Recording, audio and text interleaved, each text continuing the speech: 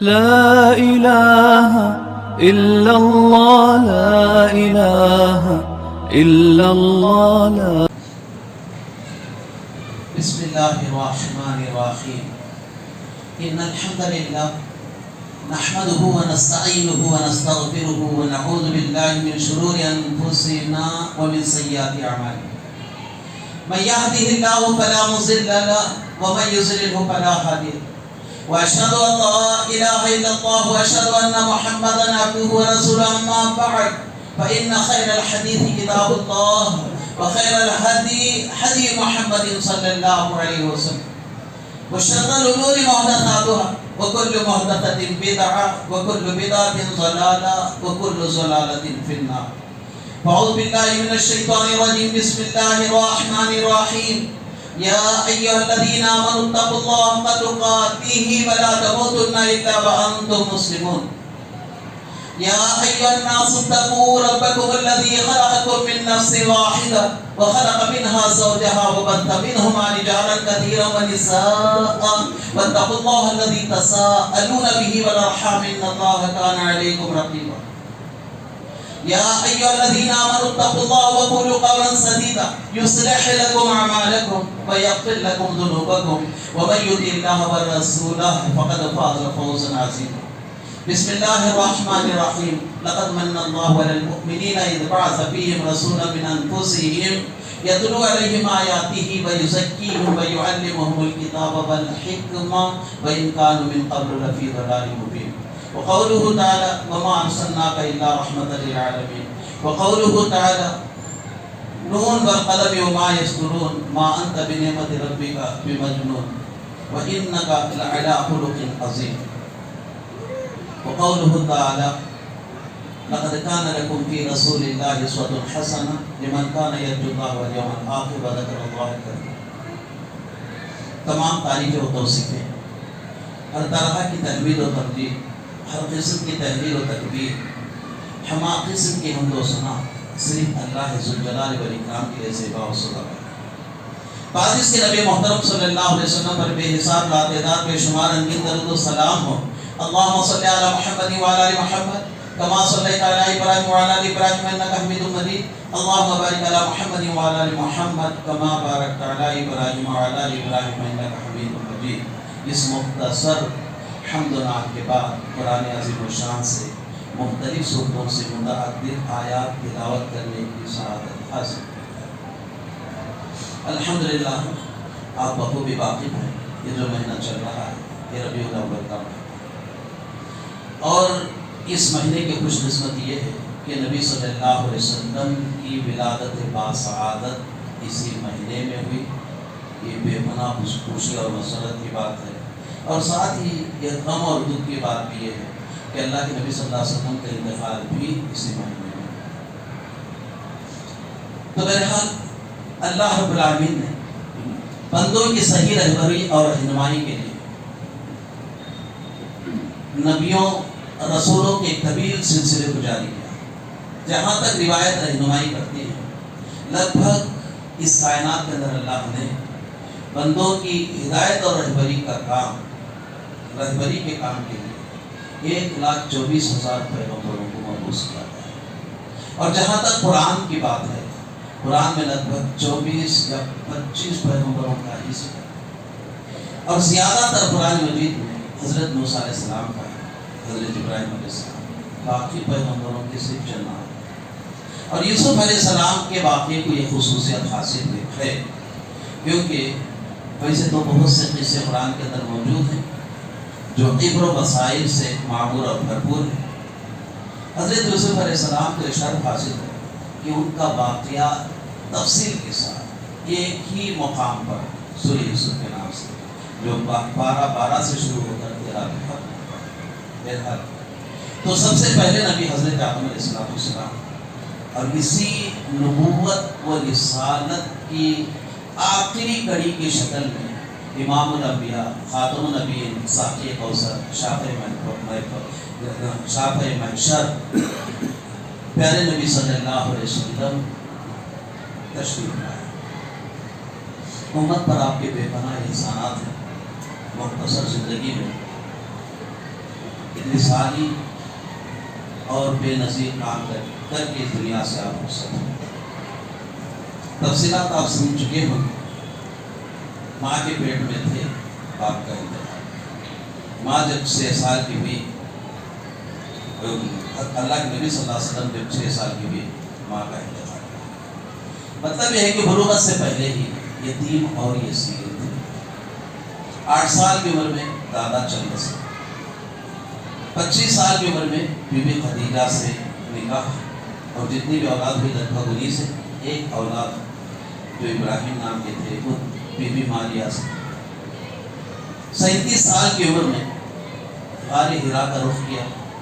40 سال کی عمر میں خلعت نبوت سے آپ کو نوازا، یعنی ذمہ داری دی گئی نبوت اور رسالت۔ 13 سال تک انتھک کوشش کرتے رہے مکے میں لوگوں کو یہ اللہ کی طرف بلانے، لیکن کوئی صحیح رسپانس اور کوئی صحیح جو ہے اللہ کے نبی صلی اللہ علیہ وسلم کو پازیٹیو ٹائپ کی کوئی بات ایسی نہیں نکلی۔ شام کا رخ کیا، طائف کا رخ کیا، وہاں کی بھی تلخ تجربات۔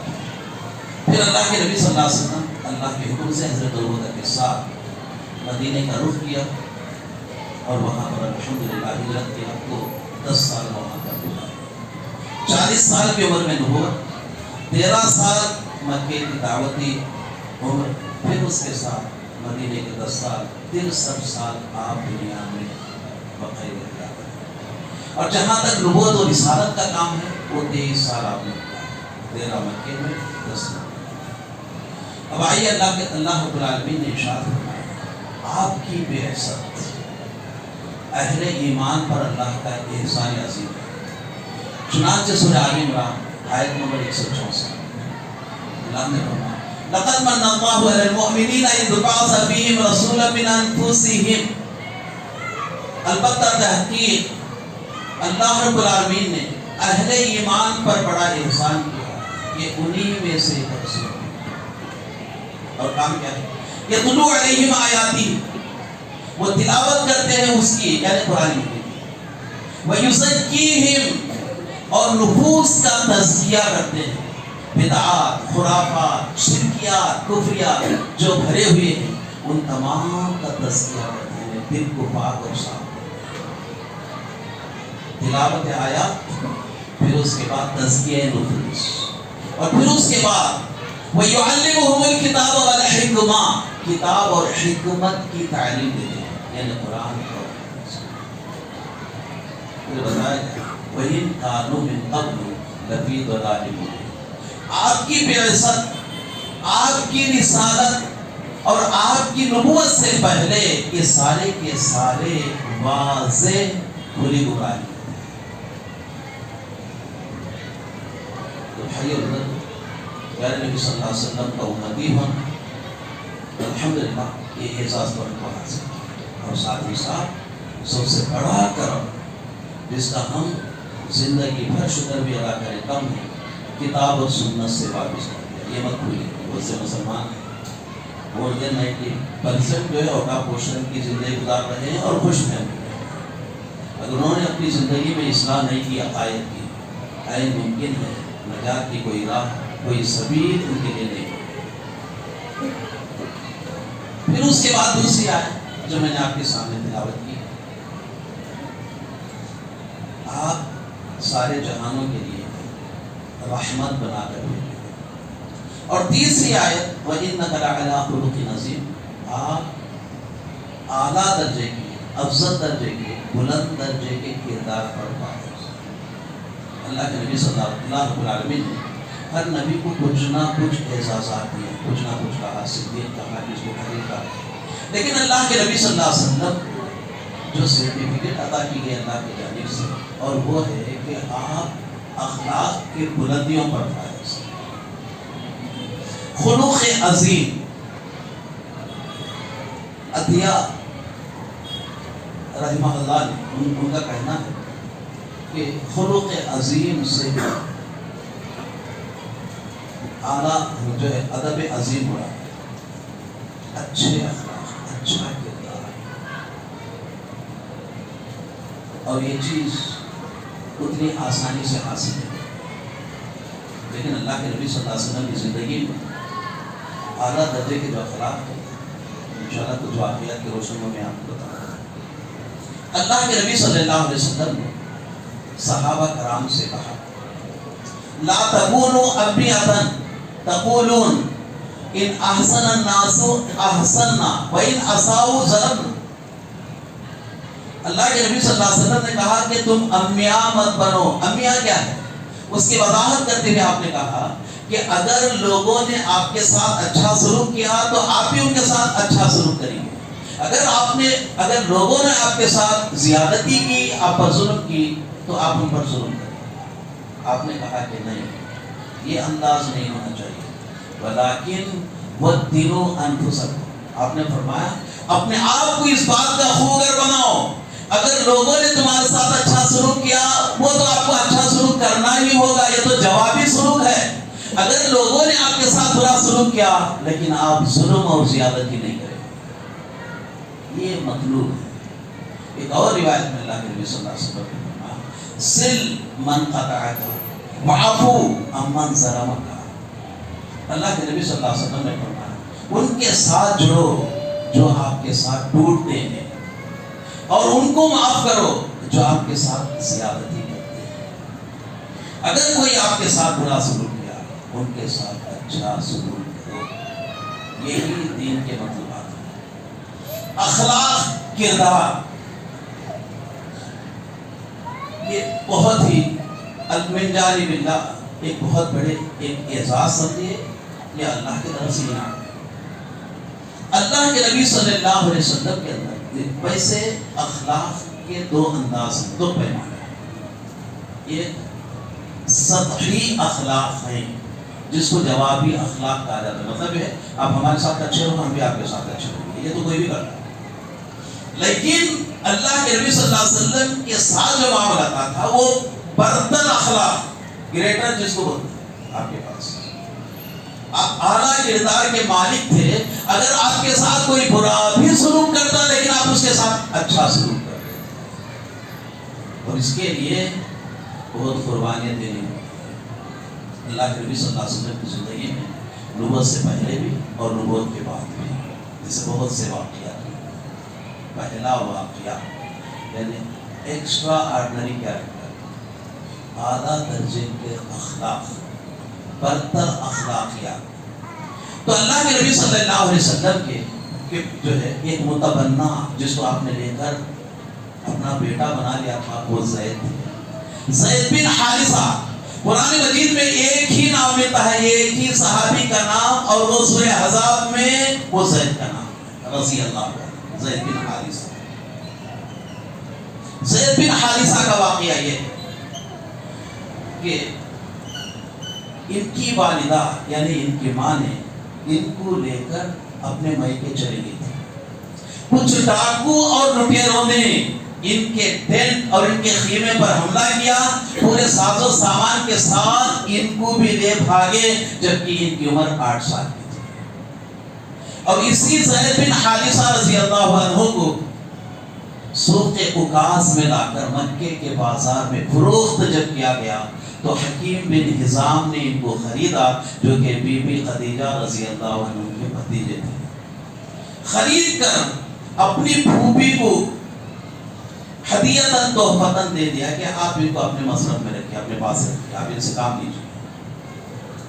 تو پھر اس کے بعد بھائیو بزرگو، جب بی بی خدیجہ رضی اللہ عنہ اللہ کے نبی صلی اللہ علیہ وسلم کی زندگی میں آئی، آپ سے نکاح کیا، تو اس وقت 8 سال کی عمر میں آئے تھے، 7 سال گزرے۔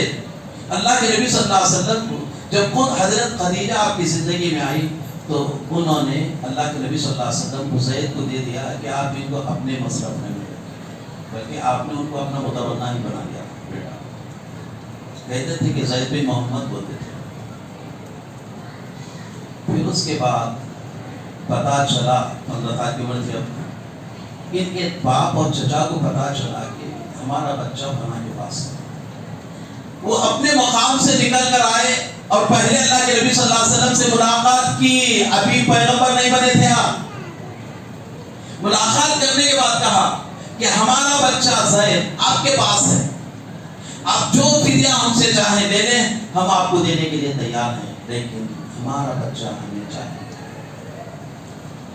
انہوں نے کہا، اللہ کے نبی صلی اللہ علیہ وسلم نے کہا، اگر آپ کا بچہ کیا کردار اور اپنی کردار کے اوپر کتنا کانفیڈنس، ایک شارٹ ہے، کہا کہ آپ فدیہ مجھے دینے کی چندہ ضرورت نہیں، اگر آپ کا بچہ آپ کے ساتھ چلنے کے لیے تیار ہے تو لے کر۔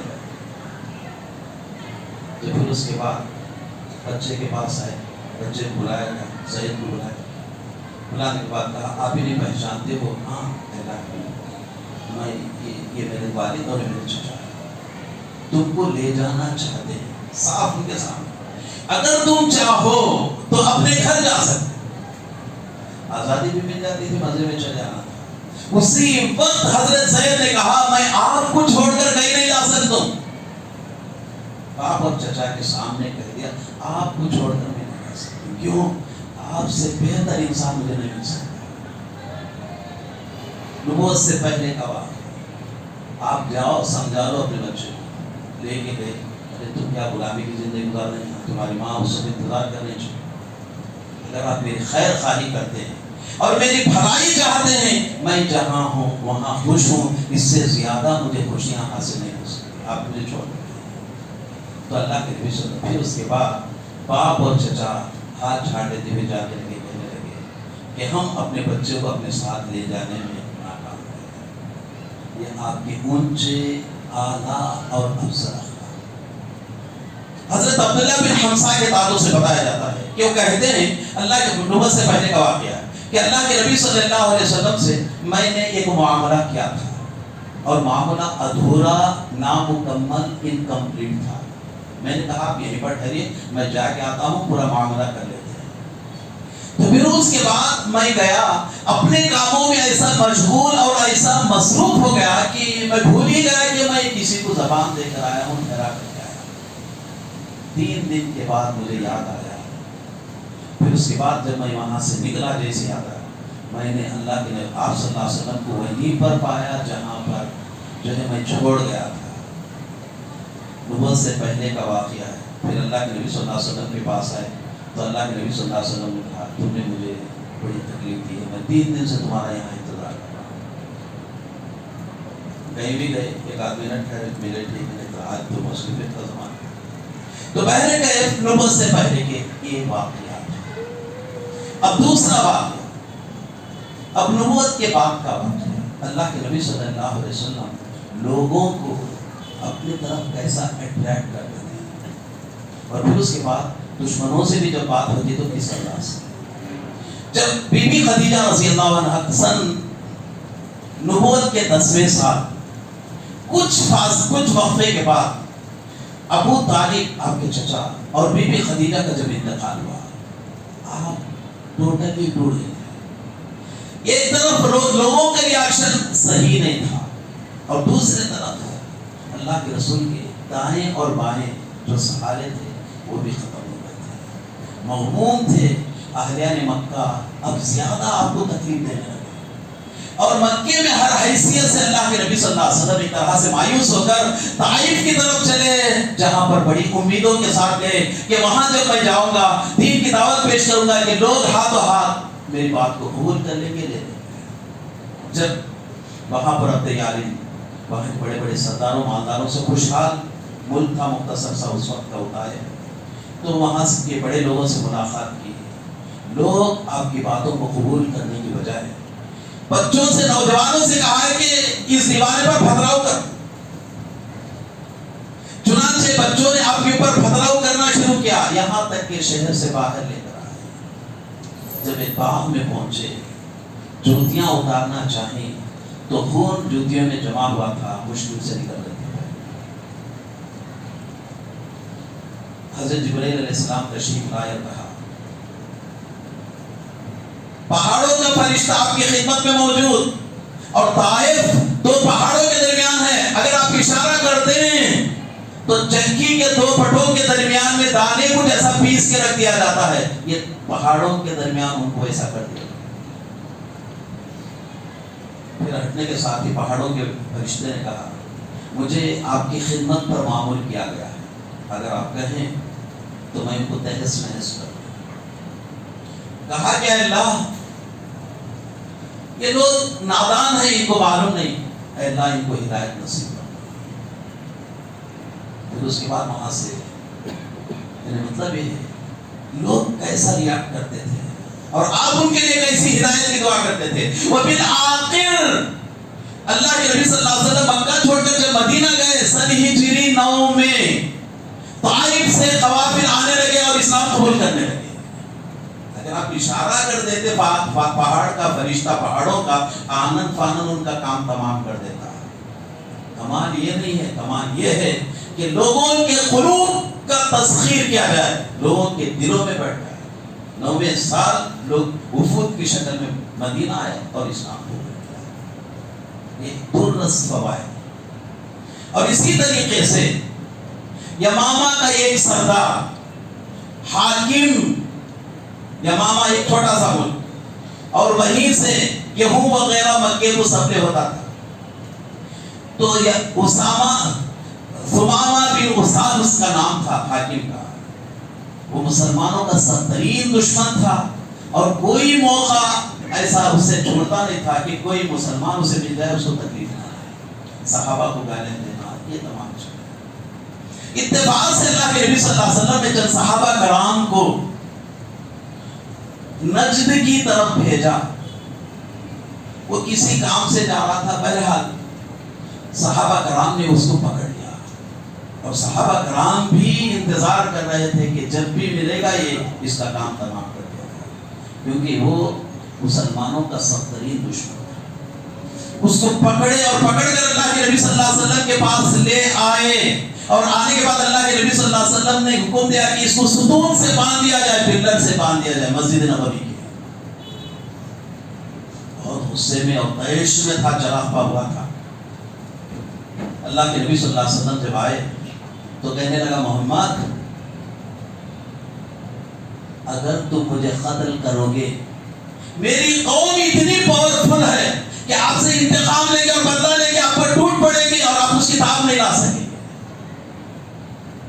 اور دوسری بات یہ ہے اگر تم مجھ سے مال کی امید رکھتے ہو تو میں اتنا مال دوں گا جتنا آپ چاہیں گے۔ اور تیسری بات یہ ہے کہ اگر تم مجھے یوں ہی چھوڑ دو گے میں زندگی بھر تمہارا احسان مند رہوں گا۔ یہ بات اس میں ایک دن گزر گیا، صحابہ کرام اللہ کے رسول کے ساتھ کیسا کس انداز سے پیش آتے تھے مناظر اس میں دیکھے۔ دوسرا دن گزر گیا اور پھر اس کے بعد تیسرے دن اللہ کے نبی صلی اللہ علیہ وسلم جب آئے، کہا کہ محمد میں پہلے ہی آپ کو بتا چکا ہوں 3 باتیں میں، آپ مجھ سے کیسی امید رکھتے ہیں؟ میں دیکھتا ہوں کہ آپ معاف کرنے والے، نظر انداز کرنے والے۔ اللہ کے نبی صلی اللہ علیہ وسلم نے کہا چھوڑ دو اس کو۔ اس زمانے میں قبائلی زندگی میں کوئی دشمن ہاتھ آئے اور یوں ہی رہا کر دیا جائے سب سے بڑی غلطی سمجھی جاتی تھی، نادانی، حماقت اور بیوقوفی سمجھی جاتی تھی۔ لیکن اللہ کے نبی صلی اللہ علیہ وسلم کو اپنے اخلاق، اپنے کردار اور اپنے انداز پر اتنا اعتماد، یقین تھا کہ یقیناً اس کو ظاہر جسمانی طور پر تو قتل نہیں کیا، لیکن اس کی روح کو تو اللہ کے نبی صلی اللہ علیہ وسلم نے قتل کیا۔ چھوڑ دو، صحابہ کرام بس دیکھتے رہے۔ تو پھر وہ شخص وہاں سے نکلا، دوڑتے ہوئے قریب کے باغ میں گیا، اس نے غسل کی، پھر اللہ کے رسول کے پاس آیا اور اس نے اشہد لا الہ الا اللہ و اشہد ان محمد رسول اللہ۔ پھر اتنا ہی نہیں، جب وہ اپنے مقام پر پہنچا، پہنچنے کے بعد مکے والوں کو پتا چل گیا کہ ثمامہ بن اسال حاکم یمامہ مسلمان بے دین ہو گیا ہے ان کی نظر میں۔ تو عمرے کے سفر پر آئے مکے کو، لوگوں نے گھیر لیا اور کہا ازراہ تمسخر کہ آپ بے دین ہو گئے۔ کہا کہ نہیں، تم بے دین ہو، میں اب مسلمان، اب دیندار ہوں میں۔ اور یاد رکھو، سنیے، اور یاد رکھو اب تک ہمارے پاس سے تمہارے لیے گیہوں کا انتظام ہوتا تھا، گیہوں کی سپلائی ہوتی تھی آپ کے پاس، لیکن آج کے بعد جب تک کہ مدینہ والا تک سرٹیفائی نہیں کرے گا اس وقت تک ایک دانہ بھی اب مکے کو نہیں پہنچے گا. یعنی اللہ کے نبی صلی اللہ علیہ وسلم کے تھرو جانا ہوگا. تو میرے گئے ایسی تبدیلیاں. ایک مرتبہ کا واقعہ ہے. ایک یہودی عالم سے اللہ کے نبی صلی اللہ علیہ وسلم نے قرض لیا تھا. وقت سے پہلے قرض کا تقاضا کرتے ہوئے وہ یہودی عالم پہنچا اور آپ کو اپنے گھیرے میں لیا. صحابہ کرام دیکھ رہے تھے. اس وقت اسلامی حکومت قائم ہو چکی تھی. اللہ کے نبی صلی اللہ جو ہے مسلمانوں کے پاس اتنی قوت تھی. اللہ کے نبی صلی اللہ علیہ وسلم اشارہ کر دے تو اس کو ہٹا کے باہر کر دے. لیکن تمام صحابہ کو پابند کر دیا کہ اس کو ہاتھ تک نہ لگائے. ظہر سے لے کر عشاء تک یہی حال رہا. گھیرے میں ابھی وقت نہیں دینے کا وقت ابھی باقی تھا لیکن پوچھنا. رات ہو گئی, آرام کیے. جب صبح اس کی آنکھ کھلی اور پھر اس کے بعد اس نے اللہ کے نبی صلی اللہ علیہ وسلم کو دیکھا تو فوراً کہا اللہ کے نبی صلی اللہ علیہ وسلم میں مسلمان ہونا چاہتا ہوں. اس نے اپنی کتابوں میں پڑھا تھا کہ وہ پیغمبر ایسے اعلیٰ درجے کے اخلاق کا ہوگا, انتہائی صبر والا, سب کچھ طاقت ہونے کے باوجود انتقام نہیں لیتا. تو پھر اس کے بعد الحمدللہ اس نے اسلام قبول کیا, مسلمان ہو گیا. اور پھر اس کے بعد کہا کہ میرے پاس جو بے دریغ دولت ہے وہ سارا کا سارا اسلامی خدمت کے لیے میں آپ کے حوالے کرتا ہوں. چند پیسہ جو بطور قرض کے اس نے دیے تھے اس کی وصولی کے نام پر آیا تھا.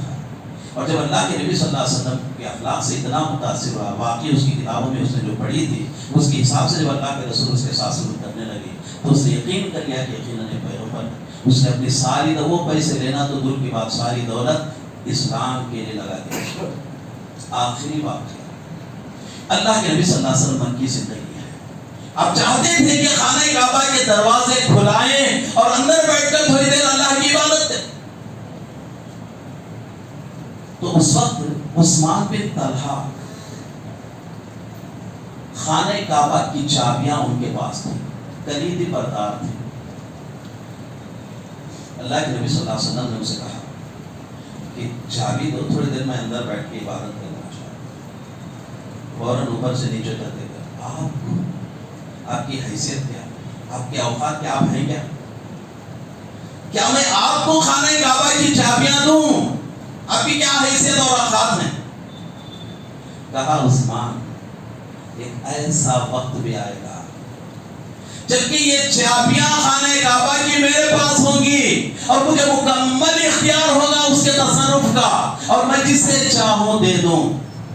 تو اس وقت اس نے کہا فوراً جواب دیتے ہوئے عثمان بن طلحہ نے کہ وہ دن مکے والوں کا بدترین دن ہوگا, ہلاکت, رسوائی اور ذلت کا دن ہوگا, جس دن آپ کے ہاتھ میں چابیاں آئے. وقت گزر گیا, چابیاں تو نہیں ملی. اللہ کے رسول مکہ چھوڑ کر مدینہ گئے. سن 8 ہجری میں صحابہ کرام کی کثیر تعداد لے کر مکہ فتح کرنے کے لیے مکہ پہنچے. اہلیہ نے مکے کو بلایا اور کہا کہ یہ دیکھیں ہماری فوج ہے, اگر سامنا کرنے کی ہمت ہے تو پھر سامنا کرو, ورنہ آپ نے ہمارے ساتھ جو سلوک کیا ہے وہ تو آپ مانا. بالآخر الحمدللہ آسانی کے ساتھ, میں تفصیلات میں نہیں جاؤں گا, ٹائم ختم ہو گیا ہے, کہ مسلمانوں نے مکہ فتح کر لیا.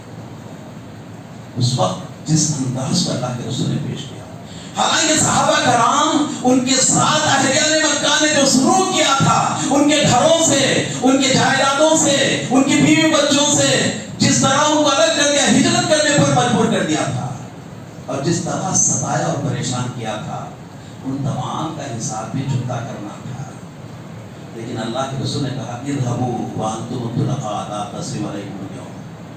بات کر لو گے تو کچھ نہیں ہوگا, ورنہ حالات ایسے بن گئے تھے کہ کافروں کو گاجر اور مولی کی طرح کاٹ کے پھینک سکتے تھے مسلمان, اتنے پاور نہیں تھے. بہرحال ہدایت کا وقت آ گیا تو کچھ بھی نہیں ہوا.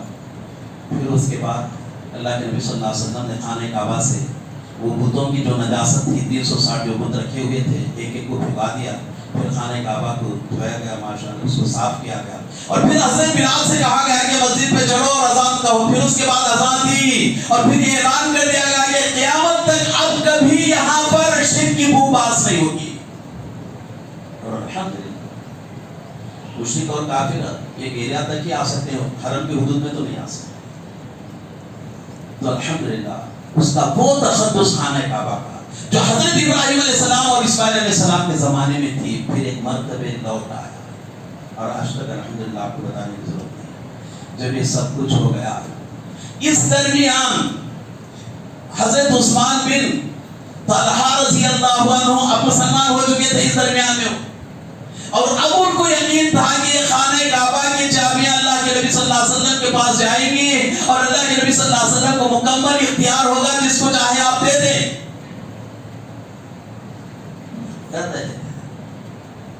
تو اتنے میں اللہ کے نبی صلی اللہ علیہ وسلم کے حوالے کر دی گئی چابی۔ حضرت علی رضی اللہ عنہ نے آ کر کہا ہم حاجیوں کو کھلانے پلانے کی ذمہ داری اور دیگر ضروریات پورا کر رہے ہیں، وہ خانہ کعبہ کی چابی کی خدمت بھی ہمارے حوالے کر دی جائے۔ بہت بڑی اعزاز کی بات ہے۔ تو کہا گئی وہ چابی ہماری ہی فیملی کے اندر، قریش کے اندر لائی جائے۔ تو پھر اس کے بعد اللہ کے نبی صلی اللہ علیہ وسلم نے اور مکمل طور پر عثمان بن طلحہ اس بات کو یقین کر چکے تھے کہ میرا جو بیہیویئر تھا اللہ کے رسول کے ساتھ، اس اعتبار سے پھر یہ چابی ہمیں نہیں ملے گی۔ اسی مجمع سے اللہ کے نبی صلی اللہ علیہ وسلم نے کہا یا عثمان بن طلحہ ہاتھی مفتاح کا، آؤ پہل کرو، یہ تمہاری چابی ہے، یہ تمہارے ہی پاس رکھو، قیامت تک یہ تمہاری ہی فیملی میں چلے۔ الحمدللہ یہ اللہ کے رسول کا کردار ہے۔ اب چابی دینے کے بعد پہلے تو مسلمان ہو گئے تھے، مگر اب کوئی ایسی گنجائش نہیں تھی۔ تو اللہ کے نبی صلی اللہ علیہ وسلم کا ایسا کردار ہوتا تھا، بھائی بزرگوں قیامت کے دن اللہ کے ترازو میں سب سے زیادہ وزنی چیز اخلاق ہے۔ تو المختصر اللہ کے نبی صلی اللہ علیہ وسلم کے جو اخلاق، جو آپ کا کردار ہے بہت بلند و بالا ہے۔ اللہ کے نبی صلی اللہ علیہ وسلم لوگوں سے لڑ جھگڑ کر نہیں، اپنے اخلاق، اپنے انداز سے لوگوں کو جیتتے تھے، لوگوں کے دلوں کو فتح کرتے تھے اللہ کے نبی صلی اللہ علیہ وسلم۔ اور صحابہ کرام بعض ایسے دیوانے جو آپ کے پاس ہی رہتے تھے، حضرت ابو ہریرہ آپ کا دربار چھوڑ کے نہیں جاتے تھے، کئی مرتبہ اللہ کے رسول کو جاؤ اپنا کام۔ تو میں نے کہا ایک عجیب سی کوشش، آپ کا عجیب سا انداز ہوتا تھا۔ تو بہرحال اللہ کے نبی صلی اللہ علیہ وسلم کی تعلق سے اللہ نے قسم کھا کر کہا وَإِنَّكَ لَعَلَىٰ خُلُقٍ عَظِيمٍ، بے شک آپ بلند اخلاق پر فائز ہیں۔ تو بہرحال یہ ربیع الاول کا مہینہ ہے، اور جو ہے 12 تاریخ کو جو ہے آپ کا انتقال ہوا۔ اختلاف ہے پیدائش کے بارے میں، محققین نے تحقیق سے ثابت کیا کہ 9 تاریخ آپ کا جنم دن ولادت کا دن ہے، لیکن لوگ جنم اور پھر وفات دونوں کو ملا دیے ہیں، وہ 12 تاریخ۔ 12 تاریخ میں انتقال میں کسی کا اختلاف نہیں ہے، پیدائش میں اختلاف ہے، لیکن ان تمام کے باوجود المختصر یہ کہ جو ہے اللہ کے نبی صلی اللہ علیہ وسلم نے اپنی زندگی میں کبھی میلاد النبی، کبھی اپنی سالگرہ نہیں منائی اللہ کے نبی صلی اللہ علیہ وسلم، نہ اپنے بچوں کا، نہ صحابہ کرام جو آپ کے اشارے پر اپنی دولت، اپنی جان کو ہتھیلیوں میں لا کر نذرانے میں اللہ کے رسول کے لیے لگا دیتے تھے۔ اگر واقعی دین میں ایسی گنجائش ہوتی تو کیا صحابہ کرام چھوڑتے؟ تو میرے کہے بھائیو بزرگوں، مسلمان اس مسئلے میں بہت زیادتی کر رہے ہیں، اللہ کے رسول صلی اللہ علیہ وسلم کے ساتھ غلط پکچر پیش کیا جا رہا ہے، بلکہ جرأت کی انتہا ہماری کیا حالات ہیں آپ کو بتانے کی ضرورت نہیں ہے۔ جرأت کی انتہا یہ ہے کہ مسلمانوں کے دو عید ہیں، ایک بقرعید اور ایک رمضان۔ اب جو ہے ہفتہ والی عید تو معلوم ہے جمعہ عید المومنین، لیکن اب کہا جا رہا ہے کہ یہ بھی عید میلاد النبی۔ میں تفصیلات میں نہیں جاتا ہوں، آپ سن چکے ہیں، 2 جمعے سن چکے ہیں، لیکن یاد رکھیے بھائیو بزرگوں، اتنا ہی نہیں، ایک قدم آگے بڑھاتے ہوئے عید الآیات کا نام اس کو دے دیا گیا ہے، یعنی عیدوں کی عید کہا گیا ہے آپ کے رمضان اور بقرعید سے بڑھ کر۔ لیکن اسلامی ساری تعلیمات اس بات پر داد اور گواہ ہے کہ عیدیں سال میں 2 ہی آتی ہیں، ایک رمضان اور ایک بقرعید ہے، عید الاضحیٰ، عید الفطر۔ یہ اس عید کا کوئی ثبوت نہیں ہے۔ اب حال یہ ہو گیا ہے کہ نماز بھی 2 رکعت پڑھی جاتی ہے اور خطبہ بھی دیا جاتا ہے اور جشن بھی منایا جاتا ہے، اور حد یہ کہ بعض محافل میں اس بات کو بھی خیال رکھا جاتا ہے، پڑھتے بھی اللہ کے رسول کے شان میں ایسے قصیدے، ایسی نعتیں نعوذ باللہ من ذالک جو اللہ کے رسول، جو اللہ پر بھی ہاتھ ڈال دیں، نعوذ باللہ۔ وہی مستوی عرش تھا، ادھر پڑا مدینے میں مصطفیٰ ہوگا، نعوذ باللہ من ذالک۔ مطلب ہے کہ عرش پر بھی وہی، مدینے میں مصطفیٰ کے نام سے بھی وہی۔ تو بہرحال وائے ناکامی متائے کارواں جاتا رہا، وائے ناکامی متائے کارواں جاتا رہا، کارواں کے دل سے احساس زیاں جاتا رہا، عقیدہ وغیرہ سب کچھ دین ان سے آہستہ آہستہ بالکل نکلتا چلا جا رہا ہے، اور یہ سمجھنے کے موقع میں نہیں ہے، یہ دماغ کے دیوالیے پن کی انتہا ہے۔ تو میرے کہے ایسے ایسے ایڈیشنز ہوتے رہیں گے، اللہ کے پاس محفوظ رہیں گے۔ تو میں یہیں پر اپنی بات کو ختم کرنے کی کوشش ختم کر رہا ہوں۔ اللہ سے دعا ہے اللہ رب العالمین مجھے اور آپ کو جو کچھ کہا سنا گیا ہے عمل کرنے کی توفیق عطا فرمائے، دنیا آخرت کے حفظ و شمار حفاظت فرمائے، ہمارا خاتمہ خیر فرمائے۔ وآخر دعوانا الحمدللہ رب العالمین۔ مسجد حاضہ کے مصلی سعید بھائی اس وقت اپنی عدالت اور مرض میں کافی پریشان ہے، اور دوسرا یہ ہے مسجد حاضہ کے یہ مصلی ہے، ان کی بہن یا ان کی بیٹی ICU دواخانے میں ہے، اس لیے اللہ سے دعا ہے اللہ رب العالمین ان دونوں مریضوں کو شفا عاجلہ صحت کاملہ اور کلیہ نصیب فرمائے، ہر مشکل منزل اور بدلے میں آسانی عطا فرمائے، سکون راحت چین نصیب فرمائے، پوری صحت تندرستی اور توانائی عطا فرمائے۔ ایک اور مسجد حاضہ کے مصلی ہیں، ان کے والدہ محترمہ کی حال ہی میں انتقال ہوا ہے، انہوں نے مغفرت کی دعا کی درخواست کی ہے، اے الہ العالمین اس مرحومہ کو آنے والی منزلوں میں آسانی عطا فرما، اور جو ہے ممکن ہے کہ سوالات کے جوابات میں استقلال و استقامت عطا فرما، اور ان کے قبر کو جنت کی کیاری میں سے کیاری بنا دے، ان کی نیکیوں کو قبول فرما، گناہوں کو درگزر فرما، آنے والی منزلوں میں آسانی عطا فرما، پسماندگان کو صبر جمیل عطا فرما۔ سبحان ربک رب العزت عما یصفون وسلام علی المرسلین والحمد للہ رب العالمین۔